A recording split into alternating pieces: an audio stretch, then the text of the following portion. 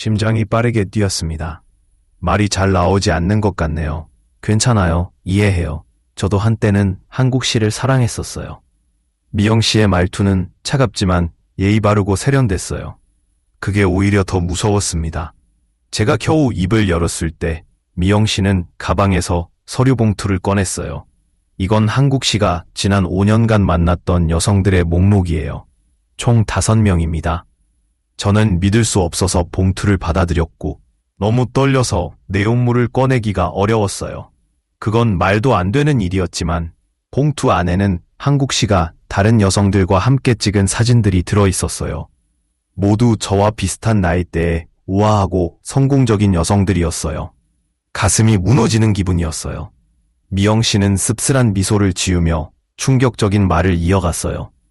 대학 시절 첫사랑 얘기를 하지 않으셨나요? 그건 한국 씨가 모든 여성에게 하는 얘기예요. 첫사랑을 못했다느니, 당신과 닮았다느니 다 똑같은 대본이에요. 저는 믿을 수 없어서 고개를 저었어요. 그러나 미영 씨가 보여준 증거들은 너무나 명확했어요. 한국 씨가 다른 여성들에게 보낸 문자 메시지, 그가 유혹한 여성들의 진술까지, 그리고 가장 결정적인 증거, 레스토랑에 오셨고 저를 알아보셨어요. 그분은 혹시 이지현 씨 아니세요? 최한국 사건에? 라고 말씀하셨습니다. 그 말에 저는 잠시 긴장했지만 이내 미소를 지었습니다. 네, 맞아요. 그 여성은 제 손을 꼭 잡으며 말했습니다. 저도 그 사건의 피해자 중 한 명이에요. 당신이 용기를 내줘서 저도 앞으로 나설 수 있었어요. 정말 고맙습니다. 예상치 못한 그 말에 가슴이 벅차올랐고 제 고통이 다른 사람들에게 힘이 될 수 있다는 사실이 큰 위안이 되었습니다. 지난 1년 동안 저는 제 이야기를 책으로 정리해 왔습니다. 그 과정이 치유가 되었고 비슷한 경험을 한 다른 여성들에게 위로가 되기를 바랐습니다. 출판사에서도 관심을 보였고 곧 책이 출간될 예정입니다. 제 책 원고를 처음 읽어본 사람은 재훈 씨였어요. 그는 마지막 장을 다 읽고 나서 말했습니다. 지연 씨는 정말 놀라운 분이에요. 이런 고통을 겪고도 다시 일어설 수 있는 힘이 있다는 게, 그 말에 저는 미소를 지었어요. 혼자였다면 불가능했을 거예요. 지아가 있고 당신이 있었기에 가능했죠.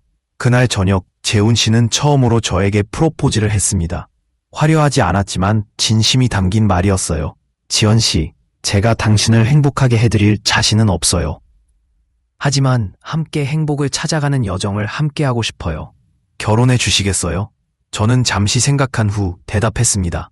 네, 외동딸이라 모든 것이 그녀 마음대로인 사람이에요. 30년 동안 저는 그저 그녀 집안의 소유물처럼 살아왔습니다. 저는 그의 눈빛에서 진심을 읽으려 했습니다.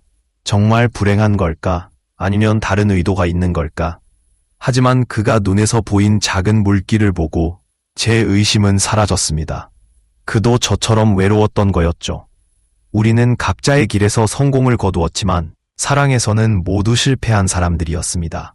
그날 밤 파티가 끝나고 그는 제게 명함을 건네며 말했습니다. 지연 씨, 다시 만나서 정말 반가웠어요. 가끔 연락해도 될까요? 저는 당연히 거절해야 했습니다. 그는 유부남이었고 한 번 상처받은 사람이었으니까요. 그런데 제 입에서 나온 말은 전혀 달랐습니다. 네, 좋아요. 저도 반가웠어요. 한국 씨. 그렇게 우리의 위험한 인연은 다시 시작되었습니다. 파티가 끝난 후 저는 홀로 남아있는 레스토랑에서 서울의 불빛을 바라보며 제 자신에게 물었습니다. 지금 내가 뭘 하려는 거지? 하지만 이미 제 마음은 30년 전으로 돌아가 있었죠.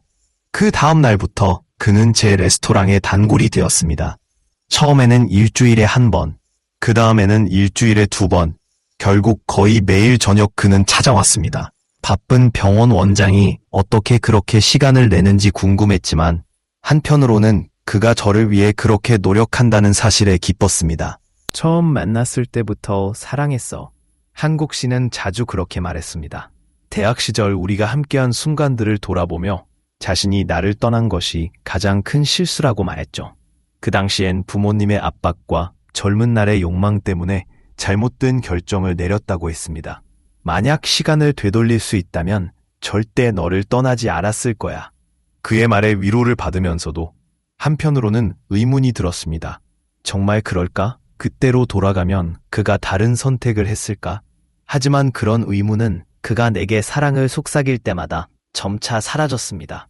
어느 날 한국 씨는 나에게 작은 선물을 가져왔습니다. 고급스러운 상자 안에는 화려한 금 팔찌가 들어있었습니다. 너무 비싸 보인다고 말하자 그는 부드럽게 웃으며 내 손목에 팔찌를 채웠습니다. 내 마음이야. 부담 느끼지 마. 지연이랑 있으면 내가 얼마나 행복한지 알아. 30년 만에 처음으로 진짜 웃을 수 있게 됐어. 그의 말에 가슴이 뭉클했고 마치 보이지 않는 사슬로 우리가 묶인 듯한 기분이 들었습니다. 그런데 어느 날 제 딸 지아가 갑자기 레스토랑에 왔습니다. 그날 한국 씨도 레스토랑에 있었는데 다행히 일반 손님처럼 앉아 있었죠. 그러나 지아의 날카로운 눈은 내가 한국 씨의 테이블을 지나칠 때마다 표정의 변화를 놓치지 않았던 것 같습니다. 엄마, 그 손님 누구야? 엄마가 이상하게 신경 쓰는 것 같아. 지아의 직설적인 질문에 나는 당황했습니다. 손을 꽉 잡으며 단호하게 말했습니다. 난 미과 이혼할 거야. 30년간 참아왔지만 더 이상은 못 참겠어. 지연아, 우리가 함께할 방법을 찾을 거야. 약속해. 그의 말에 안도했지만 한편으로는 불안했어요. 과연 재벌과 딸이 있는 이혼이 그렇게 쉬운 일일까? 그리고 설령 이혼하더라도 그가 진짜 저를 선택할까 의심이 들었습니다. 그런 의심들은 그의 뜨거운 사랑에 대한 표현 속에서 금세 사라졌습니다. 그는 매일 꽃을 보내고 때때로 고급 레스토랑에서 비밀스럽게 저녁을 함께 했습니다. 우리가 가는 곳은 항상 강남이 아닌 분당이나 조금 먼 곳이었죠. 아는 사람을 마주칠 위험을 피하기 위해서였어요. 특별한 날에는 제주도로 짧은 여행을 떠나기도 했습니다. 그는 출장이라 하고 저는 딸에게 거짓말을 하면서요. 그런 거짓말이 쌓일수록 제 마음은 점점 무거워졌지만 한국 씨와 함께 있는 시간은 그 어떤 죄책감도 덮어버렸습니다. 제주도의 리조트에서 우리는 마치 신혼 부부처럼 행복한 시간을 보냈습니다. 아침에 일어나 그가 옆에 누워있는 모습을 볼 때 제가 꿈꾸던 삶이 바로 이런 것이 아닐까 생각했죠. 하지만 동시에 이 행복이 얼마나 지속될 수 있을지 또다시 상처받지 않을까 두려움도 있었습니다. 그때는 몰랐죠. 그의 달콤한 말 뒤에 숨겨진 진실을. 사랑에 빠지면 눈앞의 위험 신호를 보지 못하는 법이니까요. 그는 더 자주 저를 찾아왔고 더욱 강한 애정을 표현했습니다. 손을 꽉 잡으며 단호하게 말했습니다. 난 미과 이혼할 거야. 30년간 참아왔지만 더 이상은 못 참겠어. 지연아, 우리가 함께 할 방법을 찾을 거야. 약속해. 그의 말에 안도했지만 한편으로는 불안했어요. 과연 재벌과 딸이 있는 이혼이 그렇게 쉬운 일일까? 그리고 설령 이혼하더라도 그가 진짜 저를 선택할까 의심이 들었습니다. 그런 의심들은 그의 뜨거운 사랑에 대한 표현 속에서 금세 사라졌습니다. 그는 매일 꽃을 보내고 때때로 고급 레스토랑에서 비밀스럽게 저녁을 함께 했습니다. 우리가 가는 곳은 항상 강남이 아닌 분당이나 조금 먼 곳이었죠. 아는 사람을 마주칠 위험을 피하기 위해서였어요. 특별한 날에는 제주도로 짧은 여행을 떠나기도 했습니다. 그는 출장이라 하고 저는 딸에게 거짓말을 하면서요. 그런 거짓말이 쌓일수록 제 마음은 점점 무거워졌지만 한국 씨와 함께 있는 시간은 그 어떤 죄책감도 덮어버렸습니다. 제주도의 리조트에서 우리는 마치 신혼 부부처럼 행복한 시간을 보냈습니다. 아침에 일어나 그가 옆에 누워있는 모습을 볼 때 제가 꿈꾸던 삶이 바로 이런 것이 아닐까 생각했죠. 하지만 동시에 이 행복이 얼마나 지속될 수 있을지 또다시 상처받지 않을까 두려움도 있었습니다. 그때는 몰랐죠. 그의 달콤한 말 뒤에 숨겨진 진실을. 사랑에 빠지면 들었습니다. 우리 아파트 입구에 낯선 차 한 대가 세워져 있었거든요. 엘리베이터를 타고 올라가는 내내 가슴이 두근거렸습니다. 그리고 현관문을 열자마자 저는 깜짝 놀랐습니다. 엄마, 우리 얘기 좀 해야겠어. 지하가 거실 소파에 앉아 있었습니다. 평소라면 직장에서 바쁘게 일하고 있을 시간이었는데 왜 집에 와 있는지 이상했습니다. 지하야, 웬일이야? 제가 묻자 지하는 차가운 표정으로 대답했습니다. 엄마랑 중요한 얘기가 있어서. 저는 불안한 마음으로 소파에 앉았습니다. 무슨 일이지? 설마 한국 씨와의 관계를 알아챈 걸까? 엄마, 이거 혹시 엄마 거야? 지하는 테이블 위에 있는 노란 서류 봉투를 가리켰습니다. 저는 조심스럽게 봉투를 열었고 그 안에는 호텔 앞에서 한국 씨와 함께 찍힌 제 사진이 들어 있었습니다. 심장이 멎는 것 같았어요. 이게 뭐죠? 저는 당황하며 물었지만 이미 모든 것이 들통난 상황이었습니다. 어쩌다 이렇게 됐어? 그 사람 누구야? 지하의 목소리에는 실망과 분노가 섞여 있었습니다. 저는 깊은 한숨을 내쉬며 모든 것을 털어놓기로 했습니다. 대학 시절 한국 씨와의 인연, 30년 만의 재회, 그리고 지금의 관계까지 지하는 묵묵히 제 이야기를 들었습니다. 엄마, 그 사람 유부남이야. 지하의 말에 저는 변명하려 했지만 그럴수록 더 초라해지는 것 같았습니다. 그 사람이 이혼한다고 했어. 우리는 진심으로 사랑해. 제 말에 지하는 쓴 웃음을 지었습니다. 엄마, 임신이라니 저 자신도 믿기 어려웠습니다. 한국 씨는 매일 병원을 찾아와 꽃을 가져다주며 걱정 말라고 안심시켰습니다. 그의 따뜻한 보살핌에 저는 점점 더 그에게 의지하게 되었습니다. 퇴원 후 저는 레스토랑 운영을 부매니저에게 맡기고 집에서 휴식을 취했습니다.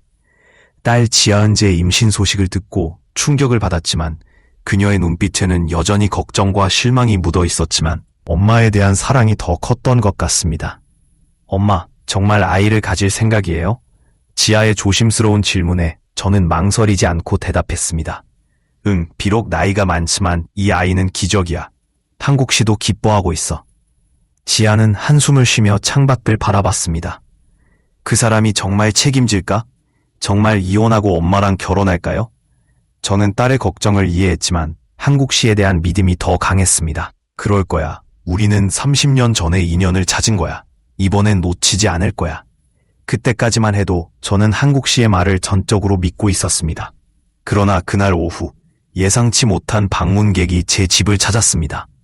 초인종이 울리고 문을 열자 우아한 옷차림의 중년 여성이 서 있었습니다. 그녀의 차가운 눈빛이 저를 위아래로 훑었습니다. 이지연 씨 맞죠? 네, 그런데 누구시죠?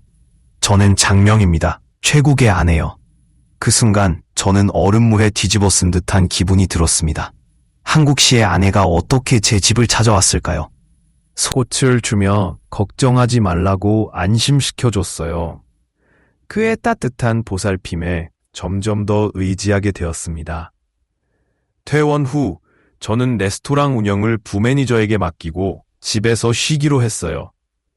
딸 지하은 제 임신 소식을 듣고 놀랐지만 그녀의 눈에는 여전히 걱정과 실망이 보였지만 엄마를 향한 사랑이 더 컸던 것 같아요. 엄마, 정말 아이를 가질 생각이에요? 지하의 조심스러운 질문에 저는 망설임 없이 대답했어요. 응, 비록 늦은 나이지만 이 아이는 기적이야. 한국 씨도 기뻐하고 있어. 지하는 한숨을 쉬며 창밖을 바라보았어요. 그 사람이 정말 책임질까? 정말 이혼하고 엄마랑 결혼할까? 딸의 걱정을 이해했지만 저는 한국 씨에 대한 믿음이 더 강했어요. 그럴 거야. 우리는 30년 전에 인연을 찾았으니 이번엔 놓치지 않을 거야. 그때까지만 해도 한국 씨의 말을 전적으로 믿고 있었어요. 그러나 그날 오후 예상치 못한 방문객이 제 집을 찾아왔습니다. 초인종이 울리고 문을 열자 우아한 중년 여성이 서 있었어요. 그녀의 차가운 눈빛이 저를 위아래로 훑었습니다. 이지현 씨 맞죠? 네, 그런데 누구시죠? 저는 장명입니다. 병원을 나오는 길에 한국 씨에게 전화가 왔습니다. 지연아, 오늘 저녁 시간 있어? 좋은 소식이 있어. 그의 밝은 목소리를 듣고는 더욱 화가 났어요. 하지만 저는 침착함을 유지하려 했습니다. 아직 그에게 제가 모든 것을 알고 있다는 사실을 알리고 싶지 않았으니까요. 네, 좋아요. 어디서 만날까요? 제 평소와 다름없는 목소리에 그는 아무것도 눈치채지 못한 것 같았어요. 우리가 가던 그 호텔 어때? 8시에 만나자. 전화를 끊고 잠시 생각에 잠겼습니다. 이제 어떻게 해야 할까요? 그를 직접 만나 진실을 대면할까요? 아니면 그냥 모든 연락을 끊고 도망칠까요? 하지만 도망치는 건 제 스타일이 아니었어요. 무엇보다 그가 다른 여성들에게도 같은 짓을 할 수 있다는 생각에 화가 났습니다. 결심을 하고 집으로 돌아온 저는 딸에게 모든 것을 털어놓기로 했어요. 지아가 퇴근 후 집에 돌아왔고, 저는 그녀에게 미영 씨의 방문과 그녀가 보여준 증거들, 그리고 제가 받은 새로운 진단 결과까지 모두 이야기했습니다. 엄마, 그래서 어떻게 할 거예요? 지아의 질문에 저는 결심한 듯 대답했어요. 그 사람의 본색을 드러내게 만들 거야.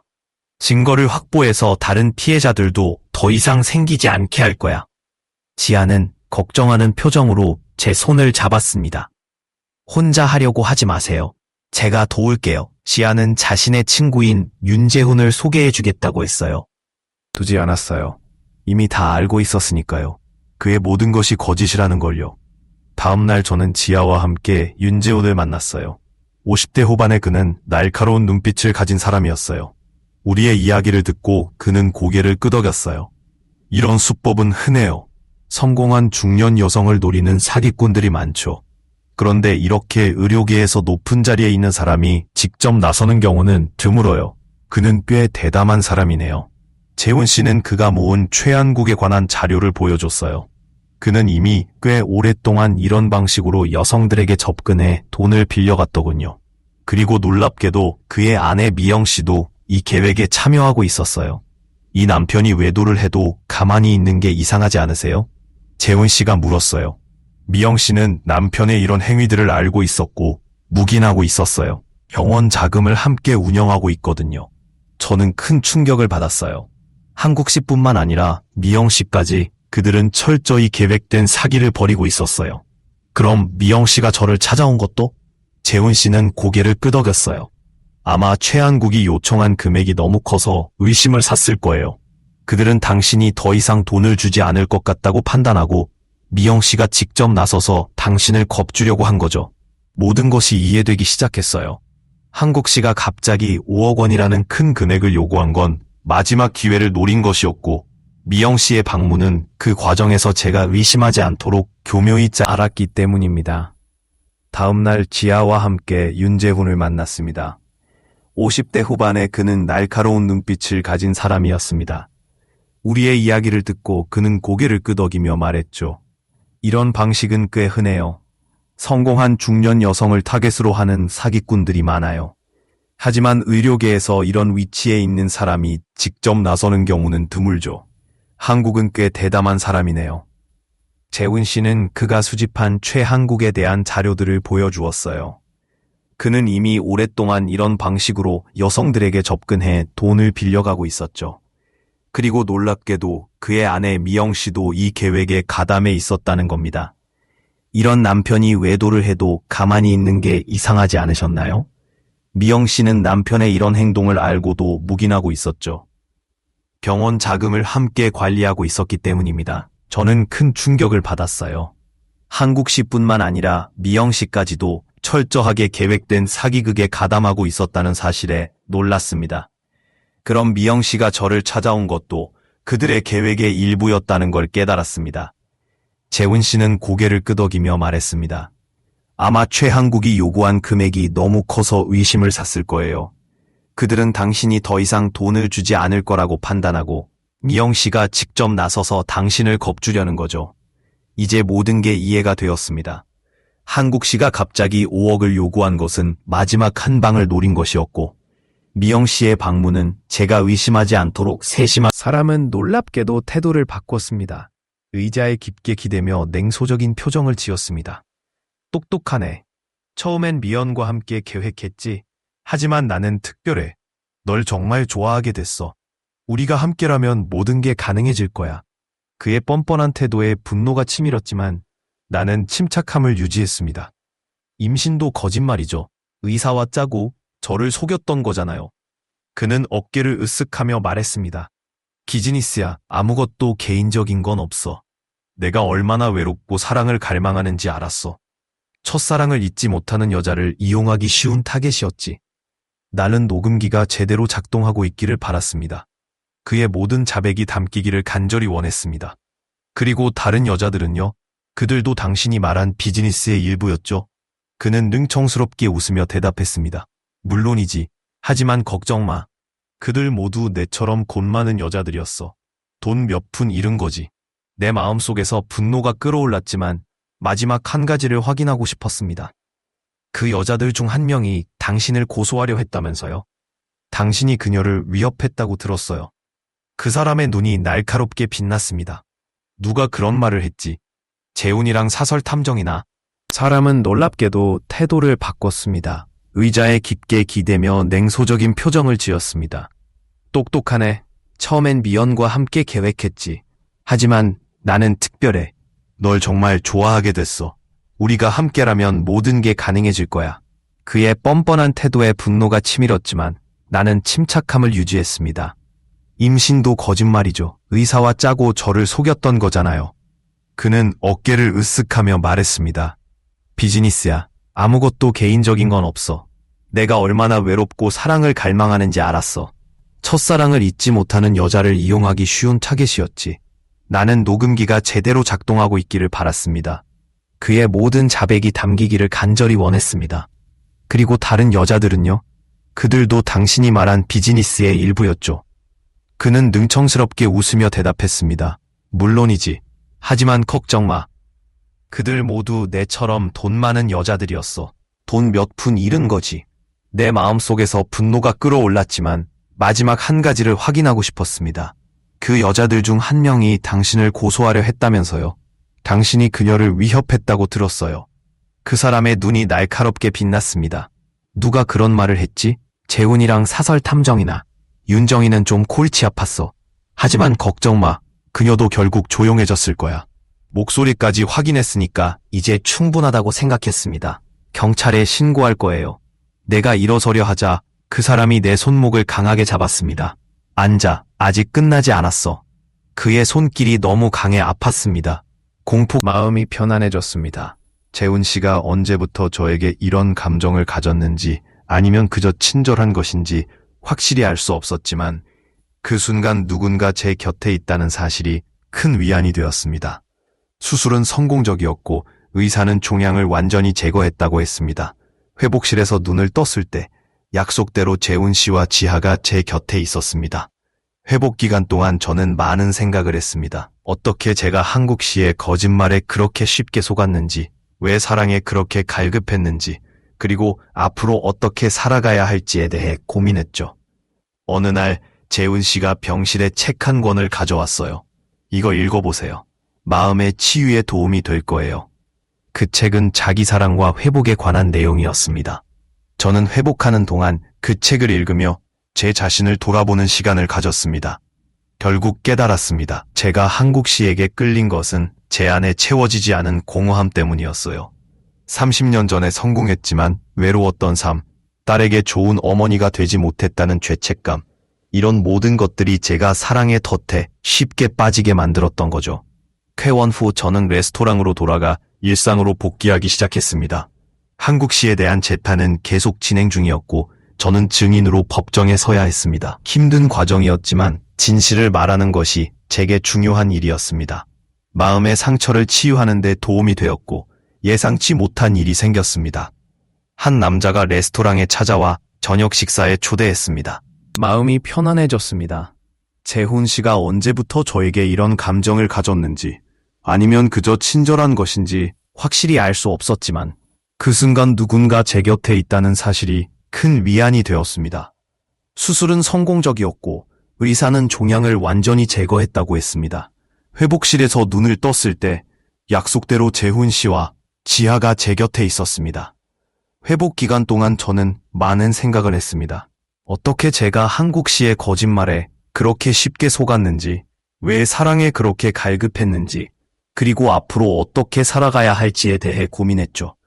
어느 날 재훈 씨가 병실에 책 한 권을 가져왔어요. 이거 읽어보세요. 마음의 치유에 도움이 될 거예요. 그 책은 자기 사랑과 회복에 관한 내용이었습니다. 저는 회복하는 동안 그 책을 읽으며 제 자신을 돌아보는 시간을 가졌습니다.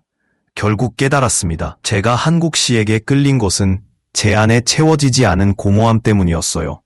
30년 전에 성공했지만 외로웠던 삶, 딸에게 좋은 어머니가 되지 못했다는 죄책감, 이런 모든 것들이 제가 사랑의 덫에 쉽게 깨달았습니다. 한국 씨의 재판이 진행되는 동안 예상치 못한 위기가 찾아왔습니다.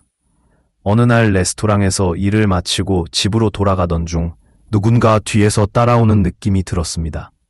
돌아봤지만 아무도 없었고 그냥 피곤해서 그런가 싶었습니다.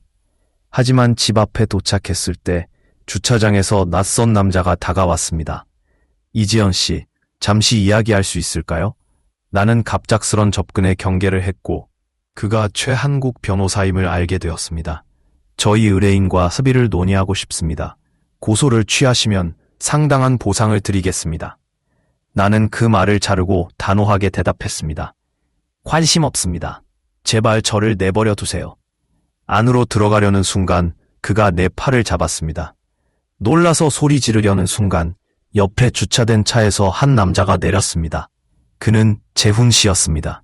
무슨 일이죠? 재훈 씨의 등장에 변호사는 물러섰고 나는 안도의 한숨을 쉬었습니다.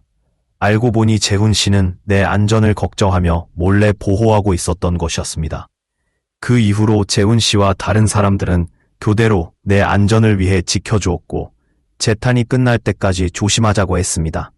덕분에 나는 안심하고 일상을 살 수 있었습니다. 재판 마지막 날 법정에서 마음의 상처를 치유하는 데 도움이 되었고 예상치 못한 일이 일어났습니다. 어느 날 저녁 식사에 초대하고 싶다는 제안을 받아 할 수 있을까요?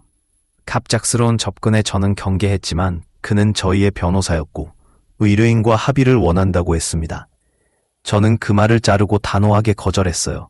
관심 없습니다. 제발 내버려 두세요. 그때 제 팔을 잡으려는 순간 옆에 주차된 차에서 그가 내렸습니다. 재훈 씨가 나타나 상황을 바로잡았고 저는 안도감을 느꼈습니다. 알고 보니 재훈 씨는 제 안전을 위해 몰래 지켜보고 있었던 거였죠. 그 이후 재훈 씨와 지아는 제 안전을 위해 교대로 지켜주었고 재판이 끝날 때까지는 더욱 조심해야 했습니다. 덕분에 저는 일상의 안정을 찾을 수 있었습니다. 그와 마주쳤을 때 그는 여전히 자신감 있어 보였지만 그의 눈빛에서 두려움을 느낄 수 있었습니다. 한사가 유죄를 선고하자 그는 저를 날카롭게 노려봤습니다. 그 시선은 무섭기도 했지만 더 이상 저를 지배할 수 없다는 사실을 그도 알고 있었을 것입니다. 얼마 후 지아와 재훈 씨와 함께 조용한 식당에서 작은 축하 자리를 가졌습니다. 이제 정말 모든 게 끝났다는 안도감이 밀려왔습니다. 엄마, 이제 새로운 시작이에요. 지아의 말에 저는 미소를 지었습니다. 맞아요. 새로운 시작이었습니다. 재훈 씨는 그동안 저에게 어떠한 압박도 주지 않았습니다. 그저 제 곁에 있어 주었고 그것만으로 큰 위안을 받았습니다. 그리고 몇 달 후 저는 중요한 결정을 내렸습니다. 레스토랑의 규모를 줄이고 제가 열정을 다시 찾았습니다. 무엇보다 제 자신과 화해하는 법을 배웠습니다. 지아는 저에게 자랑스러운 딸이 되었습니다. 그녀는 피해 여성들을 돕는 법률상담센터를 열었고 한국 씨와 같은 사기꾼에게 피해 입은 여성들을 지원하고 있었습니다. 가끔 그녀가 일하는 모습을 보면 가슴이 뭉클해집니다. 이렇게 훌륭한 딸을 키운 것이 제 인생 최고의 성취가 아닐까 싶습니다. 재훈 씨와의 관계도 천천히 깊어졌습니다.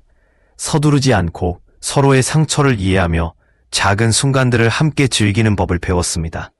그는 제가 진정으로 신뢰할 수 있는 사람이 되었습니다. 사랑은 결국 우리를 더욱 강하게 만들어줍니다. 그리고 무엇보다 자신을 사랑하는 법을 배우지 않으면 타인의 사랑도 제대로 받을 수 없다는 것을 깨닫게 됩니다. 제가 가장 힘들게 배운 교훈이 가장 소중한 교훈입니다. 오늘도 저는 레스토랑에서 손님들을 맞이하고 제가 좋아하는 음식을 만들며 행복을 느끼고 있습니다. 밤에는 재훈 씨와 함께 하루를 마무리하며 시간을 보내고요. 작지만 소중한 일상의 행복을 즐기고 있습니다. 만약 지금 상처로 힘든 분이 있다면 희망을 잃지 마세요. 시간이 필요하고 도움을 청하는 용기도 필요합니다. 하지만 결국 우리는 다시 일어설 수 있습니다. 제가 그랬듯 여러분도 새로운 시작을 할 수 있을 거예요. 이제 제 이야기는 여기서 마치겠습니다. 들어주셔서 감사합니다. 여러분의 삶에도 행복과 평화가 가득하길 바랍니다. 응원해주세요. 사랑은 결국 우리를 더 강하게 만들어줍니다.